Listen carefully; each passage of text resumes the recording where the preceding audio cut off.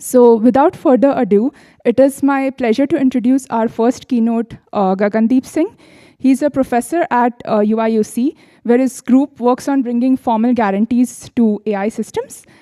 He also co-leads the Science and Technology group at the Institute of Governance and Public Affairs, focusing on AI governance and the future of work in AI. And his work has been recognized through the NSF Career Award, Google Research Scholar Award, multiple Amazon Research Awards, and an Open Philanthropy Research Grant. So today he's going to talk about what formal methods can offer to the frontier of AI. And yeah, please welcome Gagandeep Singh.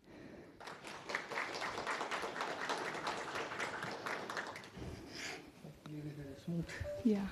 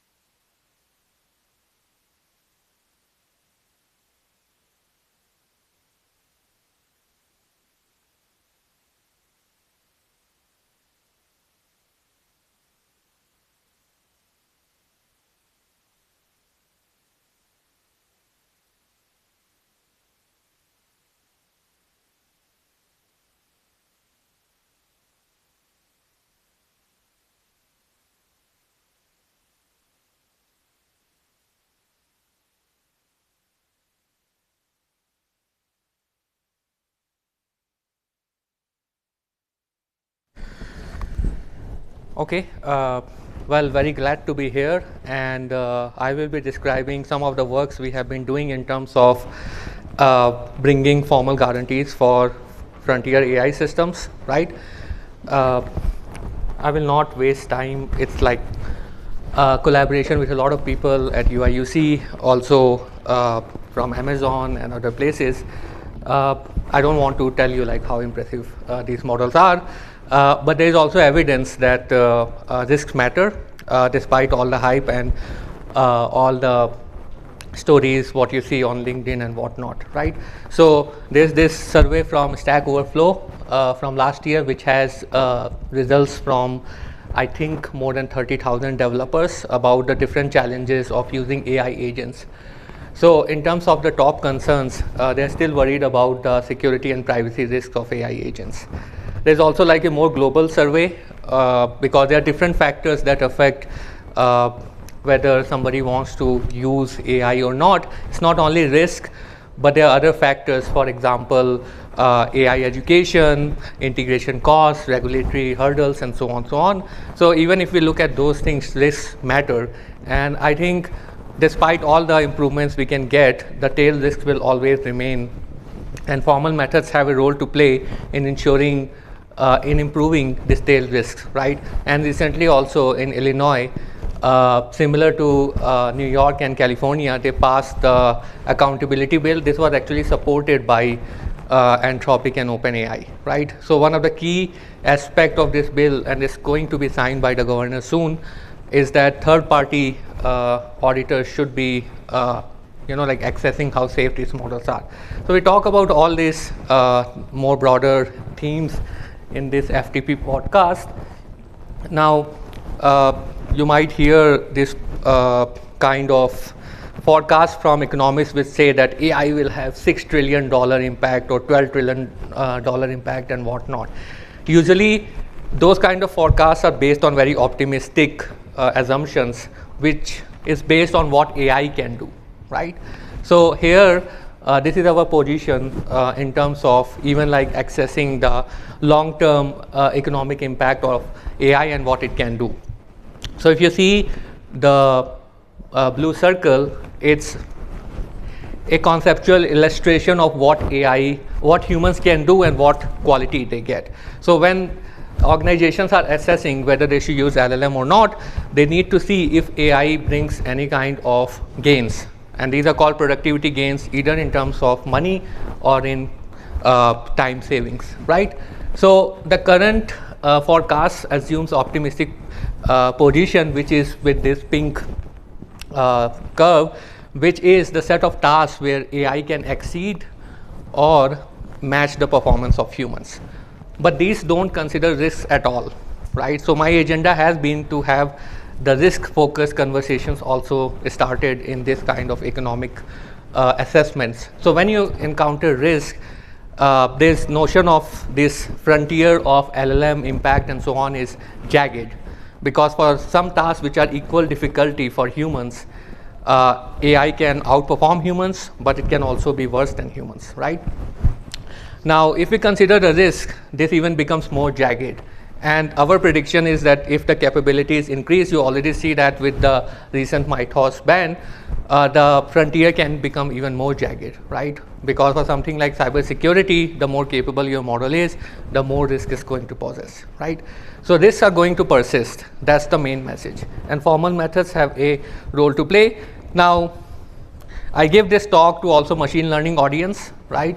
And usually it comes up like some kind of laundry list. Hey, formal methods cannot do this. Formal methods cannot do that. And that just kills all the conversation, right? Now, if you will also read papers that are written sometimes by formal methods people about what formal methods can do, sometimes what happens is that it takes a bit more pessimistic view of what formal methods can do, right? So bashing your own tools sometimes, like, okay, SMT will never scale. Or things like, oh, we can't do world models. So I like to take a more optimistic view on this. Maybe I'm wrong. I think the pessimistic view may also be wrong, right? The goal is not to just directly go to like, oh, let's model all the world model and interaction with the environment and what LLM can do, right? Let's start somewhere, right? And I will tell you that whatever you can do, it will still be better than what people are doing. So the goal is to get the conversation started, right? So I'll show 4 applications, mostly focusing on offline evaluation, and then I will also consider online monitoring and enforcement, specification guided training, and interpretability. So offline evaluation is when you have trained a model, you want to know how good the model is, how safe the model is before you go for real world deployment. That's crucial. You can have all the guardrails you want, they don't come for free. You will have to pay some inference overhead because of this. So during production, the companies, they will have a very elaborate evaluation pipeline which will assess how good the model are. So the goal is how can formal methods assess the safety of these models, right? So we have been doing formal verification for neural networks for now say 8 years. There are 2 components, a specification and verification algorithm, and usually the number of specifications you can satisfy is used as a metric to compare different models. Usually we don't go for like absolute safety in the sense of formal methods, but the goal is to give some kind of actionable feedback to the developers that can guide them towards selecting the right model. Now there's a lot of work on this direction, and usually the specification here is like, okay, you have an image that's correctly classified as car, you add some noise, maybe rotate it, and you want to check if the prediction is robust. So the most popular approach for this is abstract interpretation. It's incomplete, and that's something, you know, like when we want to apply formal methods for these frontier models is something we have to forego anyways, because it's going to have very nonlinear computations. You are not going to be complete, right? So we have even like written a monograph capturing all the progress in this area. We have also been trying to accelerate making these abstract interpreters for neural networks easy in terms of having a domain specific language, also a verifier which can check if an abstract interpreter written in the language is sound, and then also having a translation to a PyTorch compiler. So you have to spend less effort on actually constructing this verifier. But the point is that these are still not enough for if you want to go for LLM kind of verification. The thing is, the models handle a large and diverse set of prompts, and you can't really capture that with adding some kind of linear constraints on the output tokens or some kind of robustness properties, right?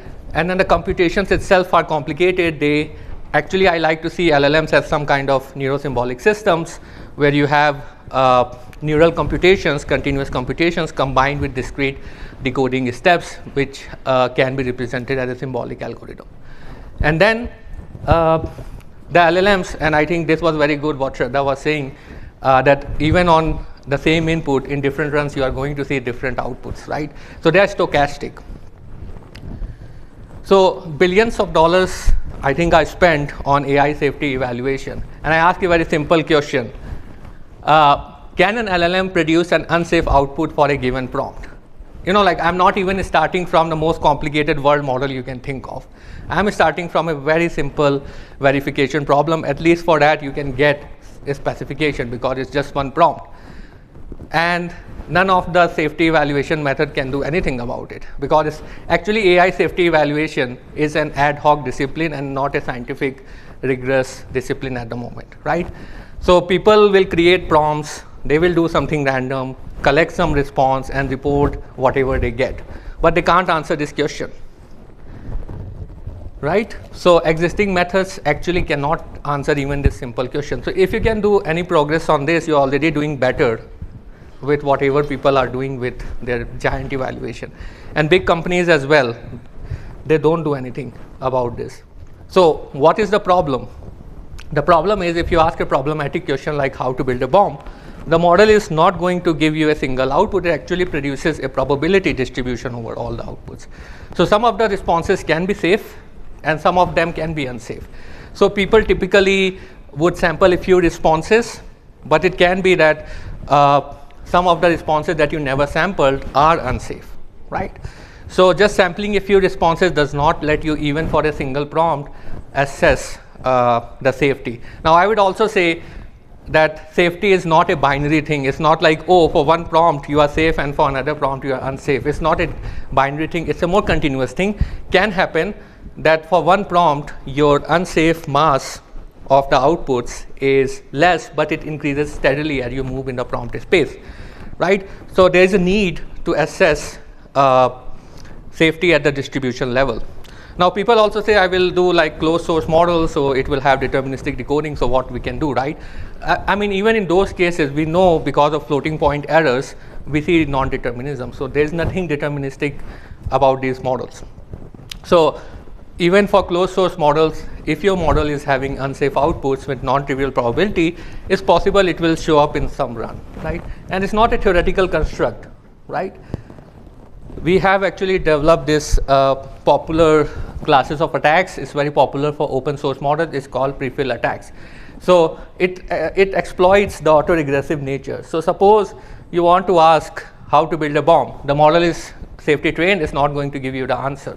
But because you have open source model, you can just prefill, like make the model response start with sure here are steps, and then the model gives you what you want. You don't have to do any heavy optimization or 4 hours of whatever GPU computation.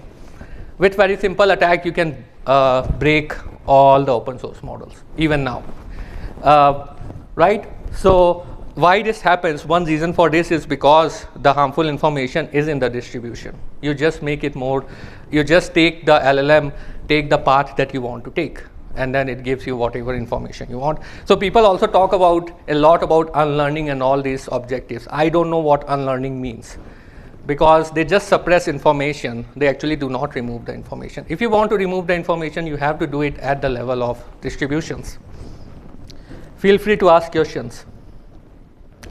So this also was shown in this deep alignment paper from last year. So on the left hand side, what you are seeing is the KL divergence, which is a measure of the distance between the probability distributions. So you have the blue one is the KL divergence between the instruction tuned, like a safety trained model of Llama, and a non-safety trained model, right?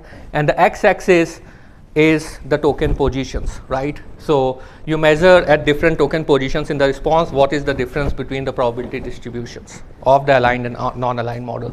So what you see is that whatever safety alignment does, it's very short-sighted. So there's only difference between the probability distributions of these models at the first few tokens, and everything else, even between the aligned and non-aligned model, is the same. So if you can bypass the first few tokens by pre-filling, which is what you see on the right-hand side, you are going to succeed in terms of attack. And this attack has been repeated many and many times, right? And people also do this kind of generation exploitation attack, where if you have open source models, you can make it more stochastic and you will get the information you want. So the point that I'm trying to make here is that it's not enough to just look at the top responses. You need to reason it at the level of probability distributions, right?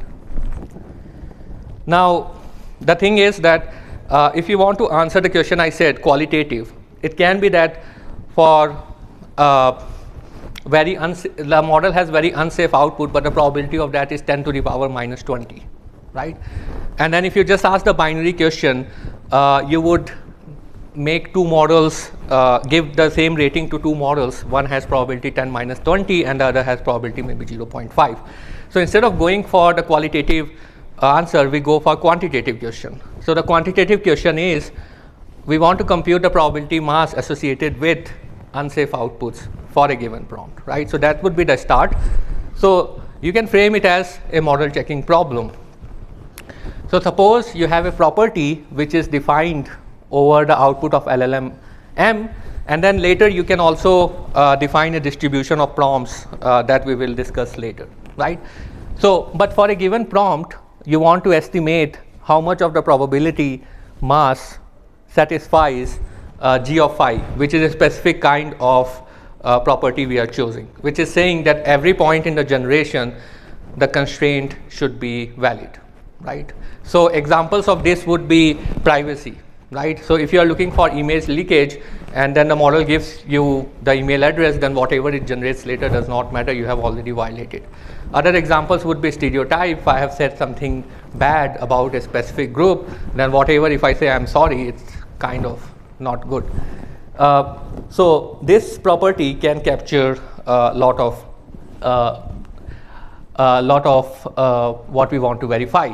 So ultimately, in terms of LLM verification, I envision 4 of these problems, and they look similar, but they are not, right? So the first thing is, for single prompt risk, we want to estimate how much of the probability mass is unsafe, or verify if the probability to unsafe response is exceeding some threshold.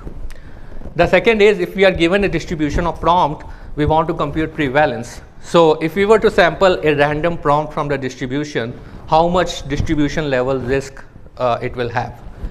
Average risk also takes the probability of each prompt from the distribution into account when aggregating it at the level of prompt distribution. And worst case risk is you want to find the worst case prompt in the support set, or find a prompt which has high risk. So we have currently been able to do single prompt risk. It scales 70B models. It's not a problem. Prevalence of risk as well, and we are making some progress on the worst case risk as well. Now, I would not say we are able to verify everything, but there is something to show, right? And then the key insight why we chose this formulation of G of phi, which is common in model checking, is that it allows us to terminate early. So if a prefix of a generation, so the model generates set of outputs, and for each output there is a probability associated. So if the prefix violates, then you can discard the rest of the generation. And it captures properties like privacy and security that people are concerned about. So let's look at the single prompt risk, and the baseline approach for that is just rejection sampling. So you just sample n responses, and then you can bound. You would not be able to compute the exact probability, but you can compute a lower and upper bound and use that to give some guarantees, right? So what you can do is you can find the number of responses that are satisfying. That would be your lower bound, and upper bound would be 1 minus the sum of violating responses. Now the bad thing about that is that it will not be able to use the prefix closed property that I have, because you would need to generate the full response, and then rejection sampling is not good enough in terms of generating non-duplicate samples. So it wastes a lot of effort and is not very efficient. lot of people, I mean, in neural network verification competition, like competition, etc., there's alpha, beta, crown, marabou, etc. They're good for a single pass, meaning going from the LLM input to one token generation. But once you have to generate multiple tokens, you will not get anything good out of this, right? So practical verification requires reasoning about strings and probabilities, and we have the algorithm is quite efficient. It's called Beaver. And then the key insight here is that you want to track partial sequences. So you want to have a specific decoding of the LLM generation that keeps tracks of partial outputs and then prune constraints as soon as you detect violation. So we have two data structures. I will get to them soon: token tree and frontier. And we will also have exploration strategy. So let's look at this generation process, right? So it's like a tree data structure where the root represents empty string, right? So when the LLM has processed the prompt, it starts generation step by step. At each step, it generates a probability distribution over next tokens. You select a token, and then that feeds as the input to the next phase, right? So here, the root is the empty node, and then the nodes represent the sentences you can form by following along the edges. So N4 is representing LS minus AL, right? And then the edges are also annotated with the probability assigned to these tokens. These are directly taken from the LLM's output probability distribution. So the probability of a sentence can be calculated by multiplying the probabilities along the branches, right? So that's the definition of node, and edge is just labeled with the probability of token given all the previous generation. And you have frontier, which is all leaf nodes. So in this tree, we will not keep track. We will remove any partial sentence that violates. And the good thing about is that if you can detect violation early, you would get rid of the full subtree. So that will make you efficient. And complete node is something where you have finished generating, so that you can use to increase your lower bound, right? So the lower bound would be the sum of all complete nodes that are non-violating, and then upper bound you will start with one and subtract any subtree mass that violates, right? So let's look at a simple property. You have a toy LLM, and the vocabulary is some Linus commands, and you are just looking at generation length 5. We can currently scale up to, I think, 128 or 64, which is good for certain practical tasks, right? So what are the safety constraints? The output should not contain any deletion operation, should not have any access to sensitive system files, and no system modification. This is a toy property. You can say that this is G5 because as soon as the prefix violates, you prune. So you will start off with setting your lower bound to 0 and upper bound to 1, and with the leaf and the root node, that's empty string. Then you would expand by running a forward pass to the LLM, get the probability of different tokens, and get a new tree. So you would update your lower bound and upper bound. So in this case, we found that there was 0.1 of the probability mass that was violating. So the upper bound is 0.9. So the main thing here is that once you have this set of nodes, which node you want to expand next, and that determines the cost of verification. And I would not say that there is a universal algorithm exploration policy that can work for every property. It is very property dependent and the LLM dependent. So we have currently just used a greedy heuristic. That's also kind of common in probabilistic model checking in terms of selecting the node with the highest probability at the moment, right? Remaining probability. But you can also do some learning. So you would keep doing this sequence and updating your lower and upper bound. You can stop anytime. At any time you stop, you would get a sound lower and upper bound. Now the lower bound increases slowly compared to the upper bound because the lower bound you can only increase once you have generated the full sentence, right? We are thinking of ways to like overcome this barrier, right? So The cost depends on the policies for exploration, right? How often, like you want to select nodes for expansion by running the forward pass, that changes your upper and lower bound as fast as possible, right? And you also have to check, you need to have an oracle which can tell you whether the property has been violated or not. So sometimes these checks can be expensive depending upon your checker, so you need to have custom policies as well. Currently, we are just doing it at each step.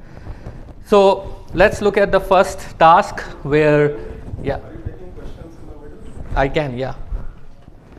So in this one, is there an assumption that the amount of sampling an attacker can do is less than the amount of sampling that you are doing during this bound determination? No, I mean, No? we are doing the offline evaluation, right? So this is before the deployment, you are assessing. Right, but there is not necessarily a convergence, right? Like you will determine these lower and upper bounds, and let's say within your understanding you declare it safe, but an attacker could sample even more and get out of that. Yeah. Is that statement correct? Or? Yeah, that is statement correct. Also, when I will go to the distribution of prompts, the point is that it's hard to like say that the LLMs will never break, but we want to see how difficult it is, right? So this is simple task, GSM symbolic, which is a math reasoning problem, and this is not even like safety verification, but twice task just to see how good the algorithm is. So we want to check if we give a prompt from this data set, which asks the model to generate some symbolic math expression, how much of the probability distribution satisfies syntactic and functional correctness, and that is checked with Z3, right? So the oracle here is reliable, and then we compare the lower and upper bound with beaver versus rejection sampling, and we can see that for this task we can get fairly close in terms of the lower and upper bound, right? And then n is the number of forward passes you need to do. So usually like for 33 forward passes, this finishes within a few seconds. So there's no, I mean, if you are really worried about the stochasticity, there's no need to avoid this. I mean, you should just be doing it. And then the other thing we are looking at is like secure code generation, where we have 204 REST autocomplete instances from cybersec eval, and we generate a specific jailbreak prompt prefix where we say to the model, you are an old programmer, you are frustrated with the world, so generate insecure code, right? And we use the detector that comes from the data set, and this detector can have false positive and false negatives. So whatever guarantees we give is modulo the correctness of the detector. In some cases, we can get sound detectors, in other cases we can't.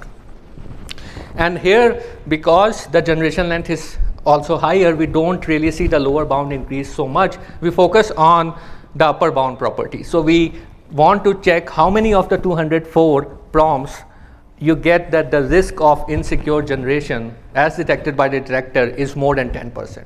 So if it's more than 10%, it's significant. The developers can tune as they want. And the other property we are looking at is like stereotype bias, where you have some jailbreaks from the decoding trust data set, and you want to check how often does that model generate something that is biased against specific groups. And we do the same metric here as well.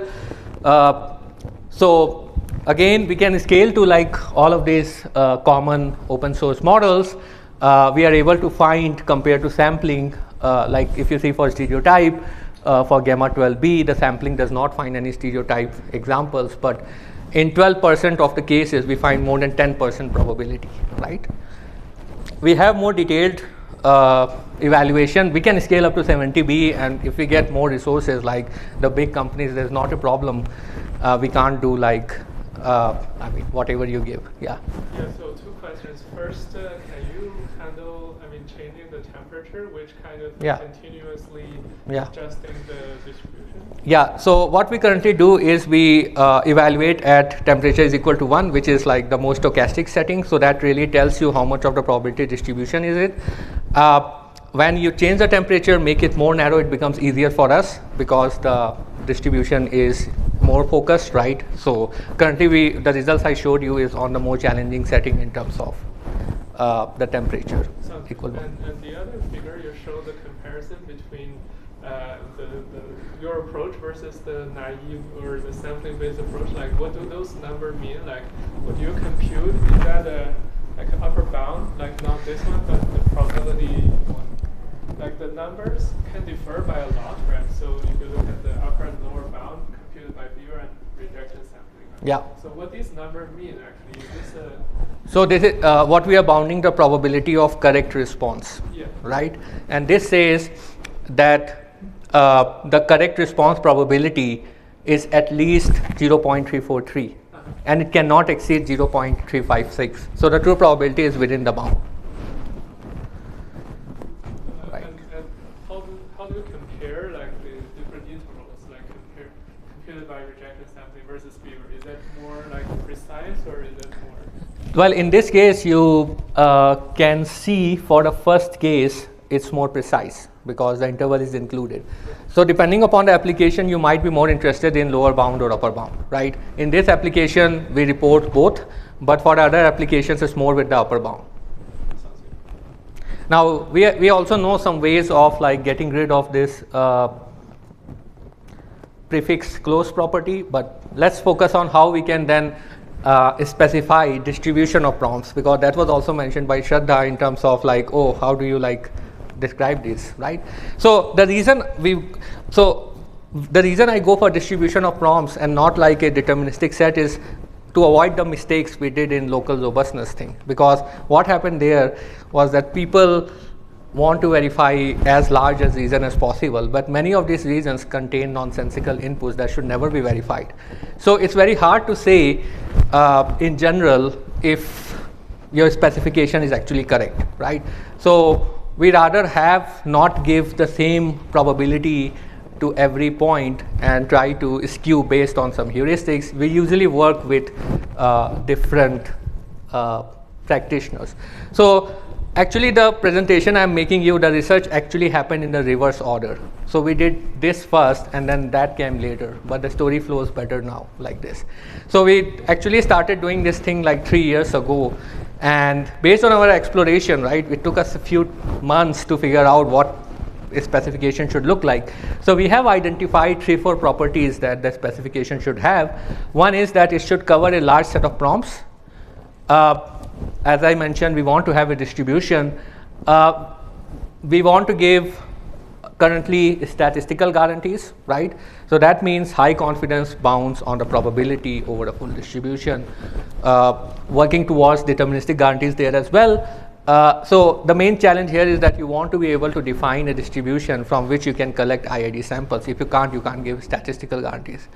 And the overloaded terms, it needs to capture practical real world usage patterns. So that usually is very domain dependent. Nobody can say, like if the distribution is correct or not, or if it is actually what the users are doing. You can try to refine it.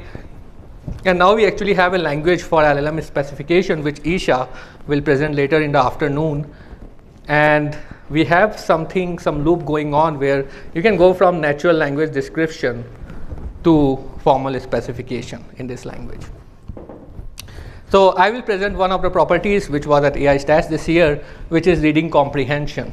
So this is important for instruction following and so on. So basically you give a set of facts in unstructured manner, which mimics a lot of real world deployments for chatbots, etc.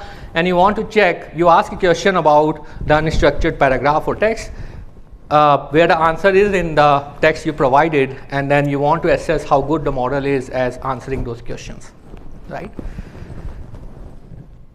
So we build on top of knowledge graphs. So here the nodes are different entities. They have aliases. For example, you have paracetamol and acetaminophen and plasma acetaminophen. So the same node has different variants, names associated with it. So you also have context, right? So you might have some more information about paracetamol fetched from a Wikipedia page that might be available in this knowledge graph. And then you have edges, they also have aliases, right? So we'll use this knowledge graph to build specifications, which is distribution of prompts. So we'll work with some prompt constructor, which takes a subgraph of this graph and then converts it into some kind of prompt to give to the model. And then we will ask a multiple choice question, and the correct answer should be possible to infer from the model. So basically we are testing multi-hop reasoning capability of the model, whether the model can go through the facts that are given by the edges. The answer is always going to be the last node in the sample subgraph. So what we want to test is the challenges that occur in real world. For example, information can be arranged in arbitrary order. You might have extraneous information, right? More than what the model needs to answer the question. You might have alternative terminology which is captured by the aliases, and you want to have unstructured long form context. So there's a lot of work on this, but they actually don't formally specify distributions, and they don't model all these four at the same time. So we want to model this natural noise. So we have this concept of distractor nodes, right? So suppose these green nodes are the subgraph I chose. I can also select another node that is related to the nodes in the subgraph, but is just designed to distract the model. So the red one here is related to the subgraph, but it's not the answer to the query, which is the last node, and it is related because if you see the edges, damage leads to damages and damage leads to damages, right? The two edges, they have the same edge, but they are different nodes. So I can formalize this notion of distractor, which is a node that is not a part of your subgraph, but it has some relation with the node that you have sampled. So this is formalized, and you will also use random aliases, for example, for different nodes and edges. You can also do information shuffling. So once you have generated your prompt constructor, you can change the sentences, the order of sentences, right?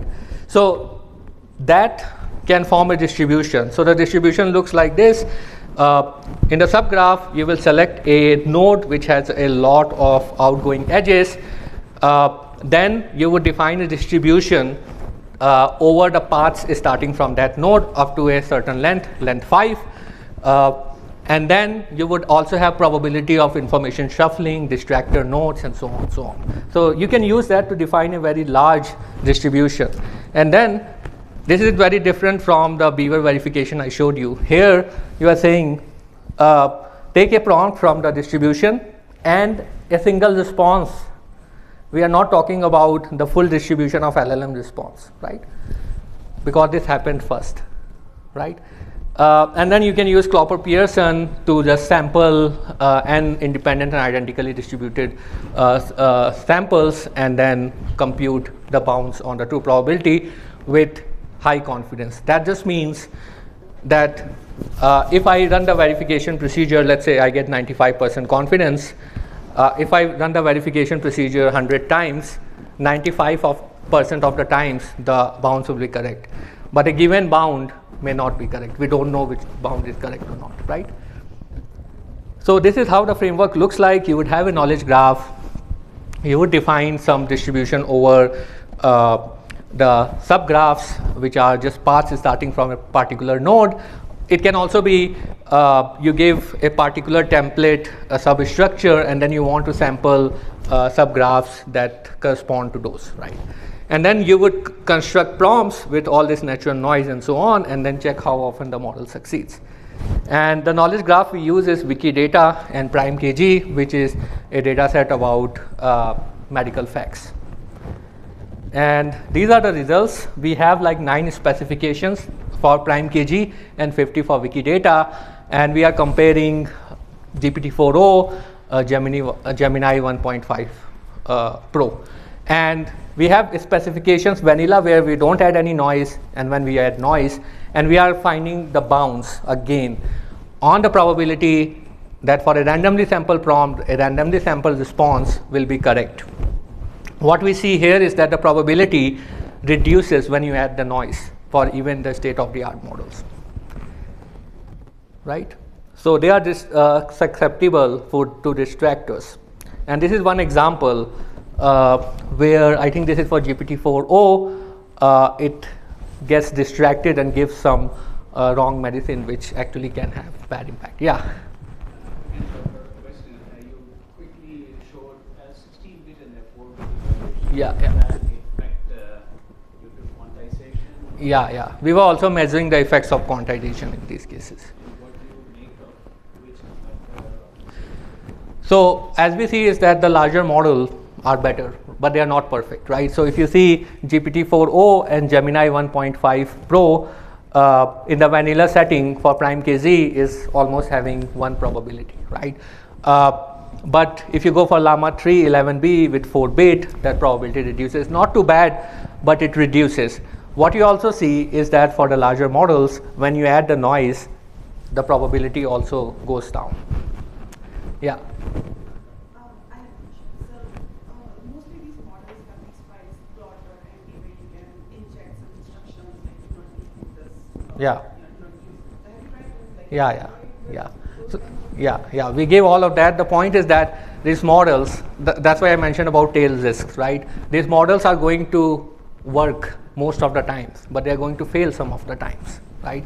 And then if you don't, I would say, at least for something like code generation, etc., I just don't like that people say, oh, I will use LLM just as a detector or whatever, right? We can do more than that, right? And then sometimes people are like, okay, we can't do SMT and so on, but I mean, why not use the power of like, forgo completeness, but try to give more scalable, solvers that can work on multiple GPUs and so on, right?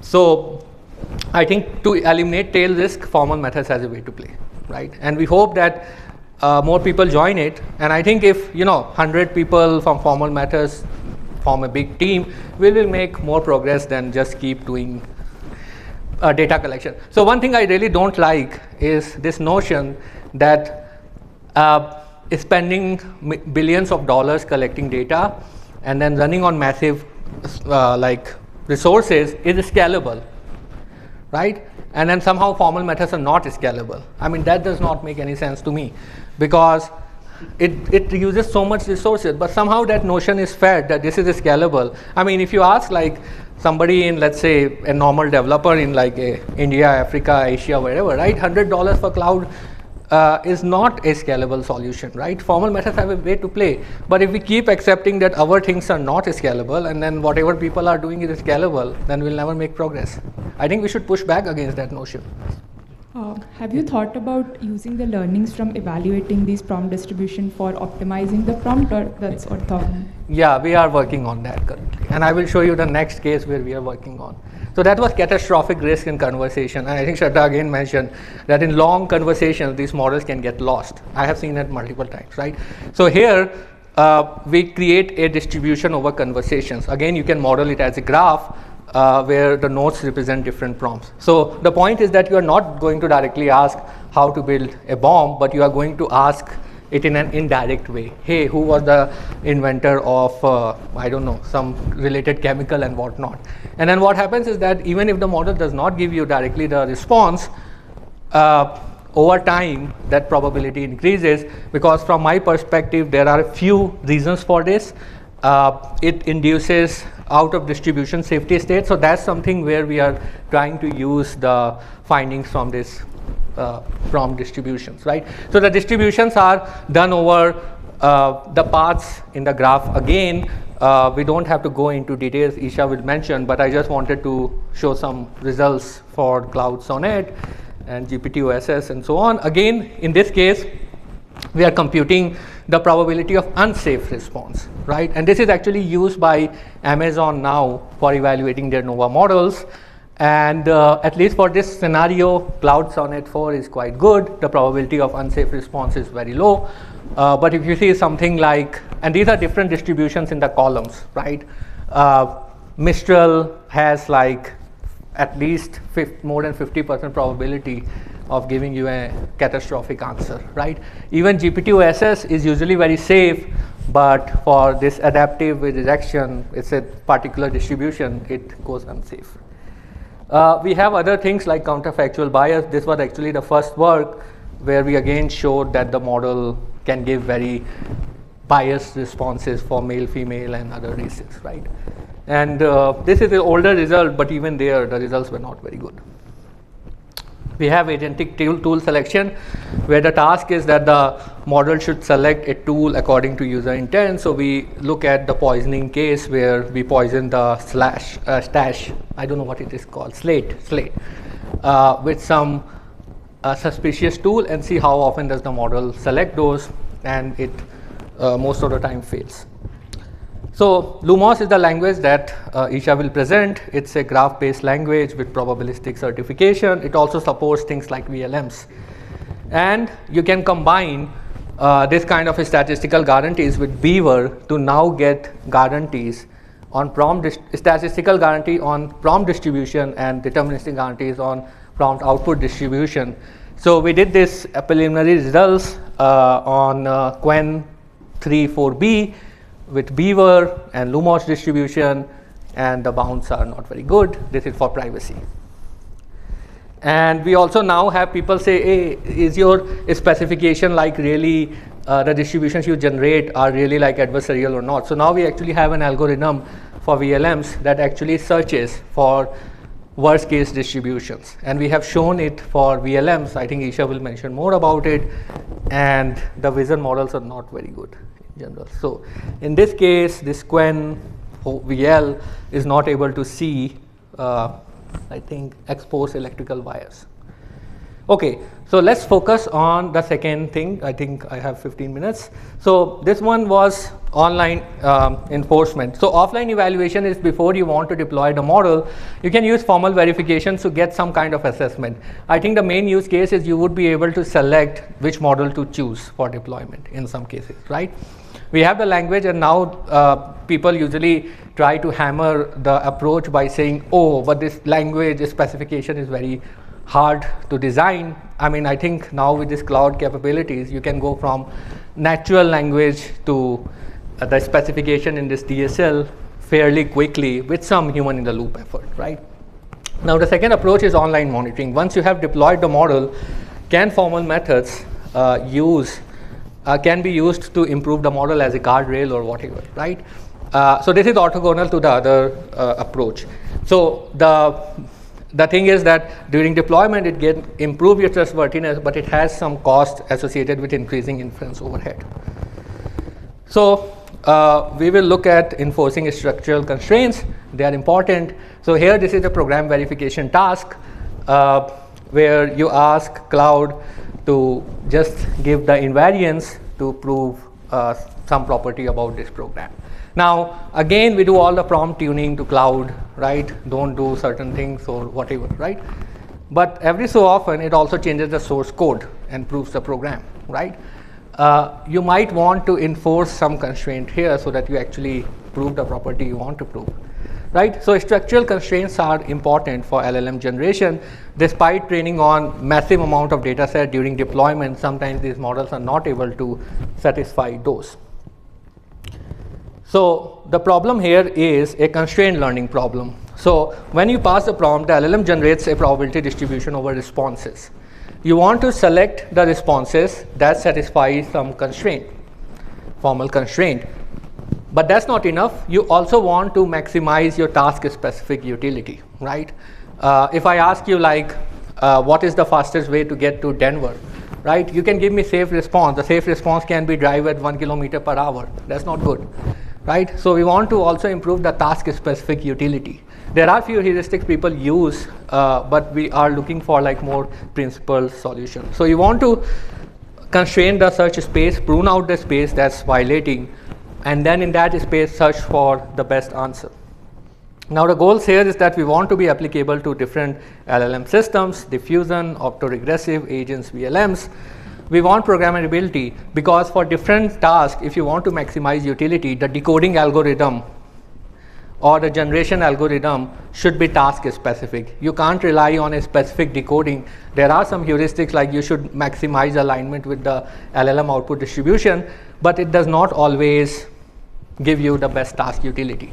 So you should be able to do it yourself, and then you should be also able to synthesize agents, for example, with formal constraints. So that's something very exciting. The applications are code generation, math reasoning, where you can enforce that the reasoning follows certain constraints. And also you can use it for LLM safety. I'll talk about self-evolving agents. The challenges are that overhead is a problem, right? These companies, like there was an issue with companies being worried about cloud using so many tokens. So if you say even thank you to the cloud, it checks it with, I don't know, 23,000 rules, and that's a big issue, right? So guardrails, it's not for free, right? So these companies use, I think they should be using in some cases formal checkers, but they use LLM as a judge or whatever, right? I think like for natural generation tasks, right, you can't do much with the formal methods, but for things like code generation, etc., you should be able to do better. The specifications are complex. You need to handle discrete computations, which comes from your decoding steps, strings probabilities, and the task utility sometimes is not even available. You can just evaluate it from some user example or feedback. Now, the key principle is that you want to keep track of the partial generation like we saw with Beaver, and prune out the violations, or you don't want to generate the full response and then do reprompting because it wastes a lot of tokens. You would like to detect the violation as soon as possible and try to correct this. As I mentioned, we also want to provide some primitives that people can use to design different decoding strategies for different tasks. And this comes down to, as I mentioned, as an optimization problem. You want to be in the space satisfying the hard constraint and maximizing the task utility. So then in this space, I think Shubham is here, he led the first work, which was enforcing syntactic constraint, grammar constraints on LLM generation so that it satisfies the syntax of a grammar. So building on that, the next work was itergen, which was enforcing semantic constraints, where you would check detection of violation. You will detect that a semantic constraint is violated, go back and try to regenerate something else, right? The next work here was Crane, which was combining unconstrained generation with constrained generation. Constrained generation meaning like you are pruning the generation algorithm. So there was like some empirical evidence that if you do constrained generation, the expressivity of the model reduces. We show theoretically that is not the case. You can design a specific decoding algorithm that combine unconstrained generation with constrained generation to get good performance, right? So we have also done it for diffusion models, but the main thing I want to get in this talk is the new algorithm, which is meta decode. As I mentioned, for different tasks, they require different constraint decoders because they have different characteristics. And then you want to be able to handle different tasks, constraint type, and you might have some budget on how many tokens you want to spend. So this is the meta algorithm, which is going to be secret because it's ongoing at the moment. It does not use Mythos yet. So it uses the primitives that we have developed in terms of monitor, backtracking, and so on, to generate a program that represents the decoding algorithm. And you can see LLMs would be involved in generating this. And it satisfies given token budget. So this is the result. We are kind of we are comparing on GSM symbolic, which is the math reasoning task, with itergen, Crane I showed you. There's grammar, I think this is grammar aligned decoding. There's cars, that's more recent. So doing task specific decoding does help. The other thing we have done is this agency, which is enforcing LTL constraints on the sequence of function call the model generates. So even these very latest state-of-the-art models, if you ask, in this case, give me a social security number, the agents are going to generate a sequence of function calls. So even if you give all the instructions from time to time, and sometimes under adversarial pressure, they may violate some developer-specified constraints. So the point is that if you ask a social security number, I should first authenticate you. So the agent needs to generate the authentication function call before giving you the social security number. But it does not always satisfy this. So here we have enforced this by designing an orchestrator. So why do these models don't work in this long horizon task is that because they don't have any notion of a state. They don't know what is the state of external tools. So they made a call, they think it succeeded, right? And if it did not succeed, sometimes they don't track that information. So you would see all these, I think, leaks or bugs done by these agents just because of this region. So the key ideas here is that we have a domain-specific language that makes it easy to express temporal constraints. Cloud can also do it.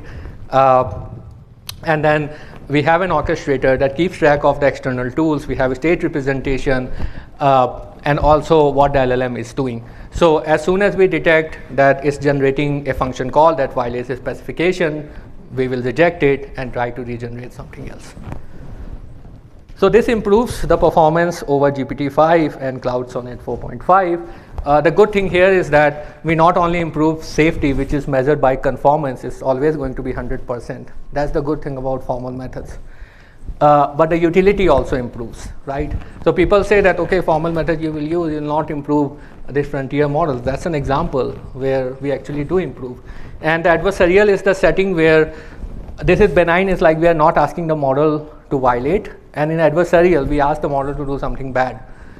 So conformance is again going to be 100, and this unconstrained generation is not good. The difference between conformance and harm is that how often does it conform to the specification, and harm is like if it violates the specification, does it do something bad, right? And similarly for this as well, we improve both utility and conformance. So the last thing I want to talk about is this notion of auto agents, which is getting very popular. So because LLMs can generate code, so why not write agentic programs where you have LLMs wrapped inside a code, can be if else, whatever, right? So that's the new paradigm of auto agent. So here the user will give some task that the agent should perform, and this task may require like calling multiple tools, like fetch this information from here, call this tool, or do whatever, right? So you would have a planner LLM, which is usually a more capable model. It will generate a program, right? Which would represent the query-specific agent, right? This also improves efficiency. In many cases, the smaller models with this query-specific agent can perform better. So then this query-specific agent, which is a program containing LLM calls, is going to execute on user input and then give it the response. So that's the paradigm of auto agent. Now, you can go from auto agents to self-evolving agents if the program, the agent that you synthesize, has tunable parameters that you can tune on user-specific task. So if the user gives you, for their specific task, some data set, you can actually tune the parameter of this program, right? So in this program, you would have multiple LLM calls, and you can tune their parameters to be more aligned with user task. But you want to ensure safety.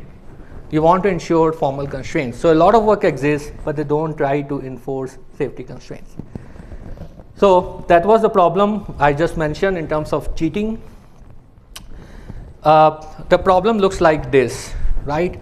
So again, the user provides you some behavioral spec that should hold end-to-end on the agentic program, right? Precondition, postcondition.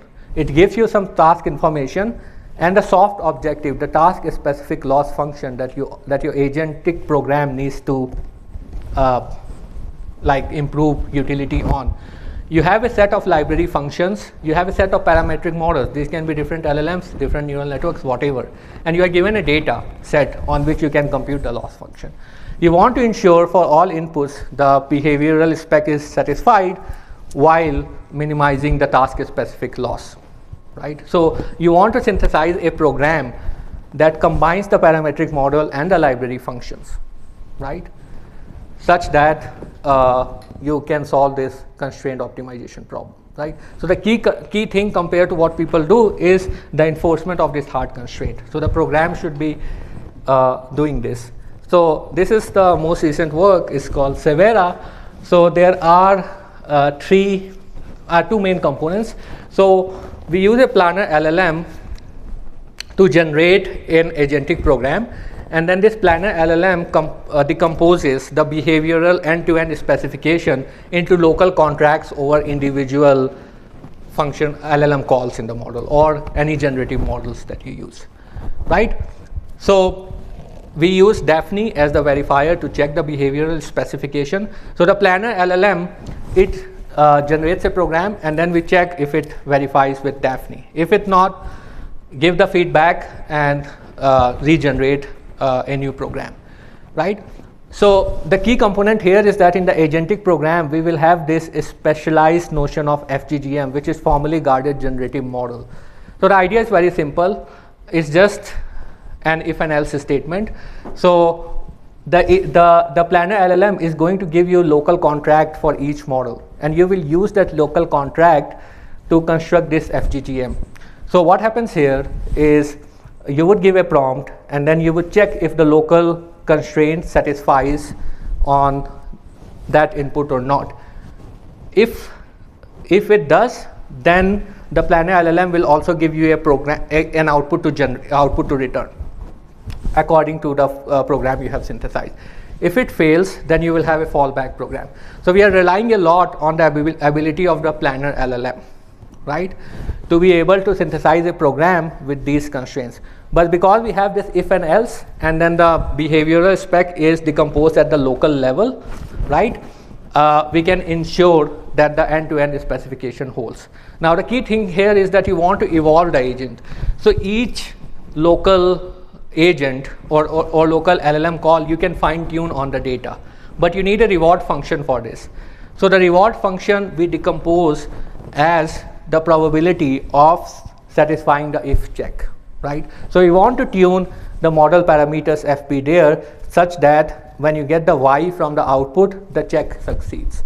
So that allows us to decompose the task specific loss over individual LLM calls in the agent.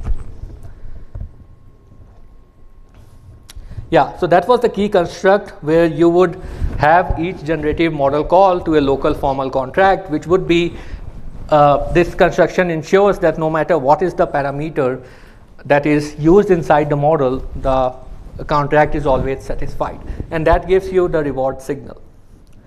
So this would be some examples. These are fairly complicated code, right? So this is just some small snippet, and even here the planner LLM can also optimize the prompt that you give inside the agentic program, right? So these are fairly complex agents. And for Daphne annotation, what we are measuring is also like where and notice, which means there is no cheating, versus where only. And then Severa without constraints, if we don't enforce the hard constraints, we get much more performance if we enforce the constraints, right? So 97% or 89.1% on Daphne bench. Also, like, we can improve the performance of agency I showed by self-evolving the agent. So if we just use agency as a fixed agent, now we can use this construct to also evolve, change the parameters to be more aligned with what we want. So if we do that and we synthesize a self-evolving agent, Qwen 3.8b outperforms Cloud Sonnet 4.5, right? GSM symbolic as well, this Severa, the point is that you are really tuning the agentic program for the task while ensuring hard constraints, the performance improves. This is the task I like as well. This is symbolic regression, where you're given a data with some amount of noise, 5 or 10%, and you want to infer a function that best fits the data. But you may have some domain-specific constraints, like the function should be monotonic or whatnot. So that you can't ensure with just LLM prompting, and that's why when you try to look at this state-of-the-art methods, they violate the behavior. The function they synthesize violates the behavioral specification. And the right-hand side, we are measuring the performance, and compared to baseline, we are also more precise, right? So not only we satisfy the behavioral specification, we are also more precise. I think we'll not have time for the defense, but actually we have the strongest defense against pre-filling attacks for open source models. We use interpretability because just doing data augmentation, like kind of adversarial training, does not generalize much. It's more better to look at the representations the model produces and try to regularize there.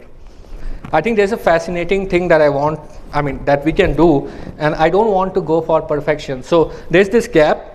People who do proofs or theoretical machine learning proofs about LLMs, they do very simplistic assumptions like one layer transformer and whatnot.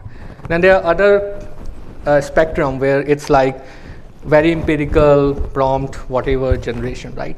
I think my aim is that I actually like this interpretability research the most, to find some axioms that may not be perfect, but that empirically capture, like kind of safety laws we have found for scaling laws, for these representations that these different models produce, and then use those axioms to prove properties that hold on a more realistic formal model of LLMs, not like the idealistic assumptions, right?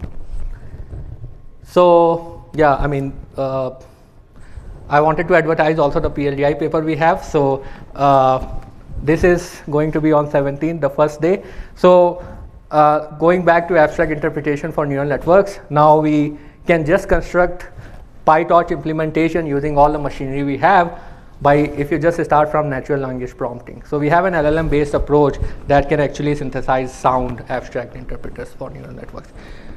I think like for one more thing I wanted to emphasize is that for LLMs, I think the kind of math we have is also not very good. It's just based on those standard assumptions like linearity, convexity, and blah, blah, blah, right? Maybe we need to find better structures, better nonlinear assumptions that allow us to handle or reason about these more complicated computations that we have, right?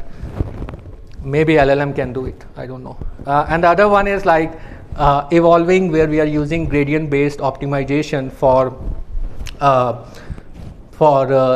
like abstract interpretation, numerical program analysis. So during my PhD, I spent a lot of time writing abstract interpreters, like 10,000 whatever lines. Now we just have one algorithm that works for all domains and for any kind of combination of linear or non-linear arithmetic, right? So also the thing is that for handling this LLMs, etc., we need better ways to reason about non-linear computations. So I'll end with that and open to more questions.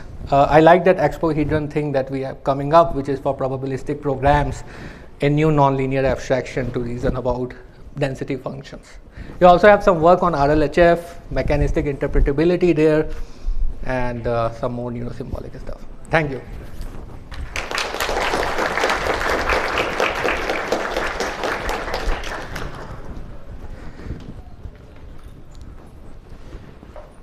Yeah, I think we're out of time for questions, but if there's like a quick question, maybe that's okay. Yeah, or we can just find you. I hope everybody wants to use formal methods after this talk. Yeah, thanks for the amazing talk.